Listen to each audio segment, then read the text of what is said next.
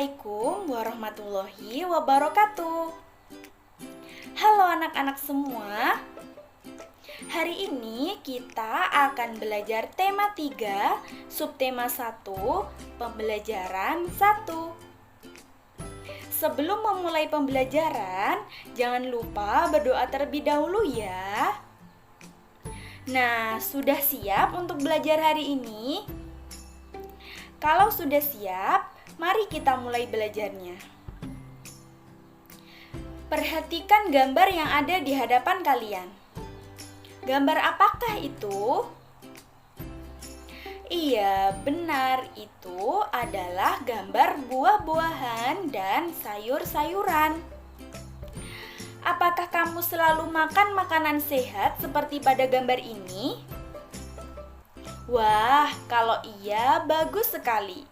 Dan teruskan kebiasaanmu dalam memakan buah dan sayur. Jika belum makan buah dan sayur, ayo belajar makan buah dan sayur karena makan buah dan sayur bagus untuk kesehatan kita. Contoh makanan sehat antara lain makanan pokok, buah-buahan, sayuran, telur, ikan, dan daging. Kriteria makanan sehat yaitu makanan yang memenuhi kriteria gizi seimbang 4 sehat 5 sempurna atau mengandung zat gizi vitamin, mineral, protein, karbohidrat, kalsium, fosfor, dan lemak. Makanan sehat penting bagi tubuh kita. Oleh karena itu, banyak sekali iklan yang dapat kita temui di tempat-tempat umum yang menampilkan tentang makanan sehat. Apa itu iklan? Iklan merupakan suatu pesan tentang keunggulan suatu produk atau jasa yang ditujukan kepada masyarakat. Jadi, iklan berfungsi untuk membujuk orang-orang agar tertarik pada barang dan jasa yang ditawarkan. Sekarang, mari kita amati beberapa contoh iklan berikut ini. Kalimat-kalimat yang umumnya digunakan oleh iklan adalah kalimat yang singkat, jelas, dan menarik. Kalimat yang mengajak pembacanya untuk mengikuti apa yang ditulis atau disarankan oleh pembuat iklan. Iklan disajikan secara menarik dengan kata kunci dan gambar yang sesuai dengan tujuan iklan. Apa sih kata kunci itu? Kata kunci dalam sebuah iklan adalah kata-kata inti iklan. Jadi, ketika membuat kalimat iklan itu punya satu kata kunci yang menjadi inti dari sebuah iklan tersebut. Nah, itu yang disebut dengan kata kunci. Sekarang, coba perhatikan salah satu contoh iklan berikut ini. Di sini ada iklan yang gambarnya anak sedang makan buah-buahan dengan kalimat makanan yang bergizi penting untuk pertumbuhan otak anak. Apa kata kuncinya? Kata kuncinya adalah pertumbuhan otak anak. Nah, apa tujuannya? Tujuan dari iklan di samping adalah mengajak masyarakat agar mengkonsumsi makanan sehat dan bergizi demi pertumbuhan otak anak-anaknya.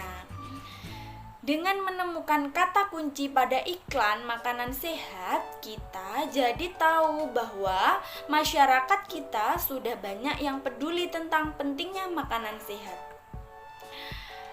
Penyempurna makanan sehat adalah susu. Seperti kita ketahui, susu umumnya dihasilkan oleh sapi. Untuk menghasilkan susu yang berkualitas, sapi harus makan makanan yang baik. Kamu tahu tidak apa makanan sapi? Iya, makanan sapi adalah rumput. Tapi, apakah kamu tahu bagaimana sapi mencerna makanannya? Sapi ini merupakan hewan yang spesial dalam mencerna makanannya. Nah, kita akan bahas bagaimana sapi mencerna makanannya. Sapi tergolong hewan ruminansia. Nah, apa itu hewan ruminansia? Hewan ruminansia adalah kelompok hewan mamalia yang biasa memamah atau memakan 2 kali dan dikenal hewan memamah biak. Pada hewan ruminansia terdapat 4 bagian lambung dengan fungsi yang spesifik. Apa saja hewan ruminansia itu? Ada sapi, kerbau, rusa, domba, kambing, dan kijang.